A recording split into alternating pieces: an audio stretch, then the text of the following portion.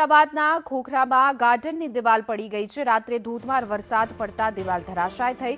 રહેણાંક સોસાયટી તરફની દિવાલ પડી ગઈ છે। મનપાના ગાર્ડનની દિવાલ પડતા વાહનોને નુકસાન થયું છે। બાઇક, છોટા હાથી અને રિક્ષાને નુકસાન થયું છે। મનપાની ટીમ સામે લોકોએ રોષ વ્યક્ત કર્યો છે। નુકસાનીનું વળતર આપવા માટે લોકો માંગ કરી રહ્યા છે, કારણ કે આ ગાર્ડનની દિવાલ હતી ત્યાં આસપાસ અનેક વાહનો પાર્ક કરેલા હતા, જે રાત્રે ધોધમાર વરસાદ આવ્યો ત્યારબાદ દિવાલ ધરાશાય થઈ અને અનેક વાહનો જે છે તે દબાયા અને વાહનોને નુકસાન થયું છે।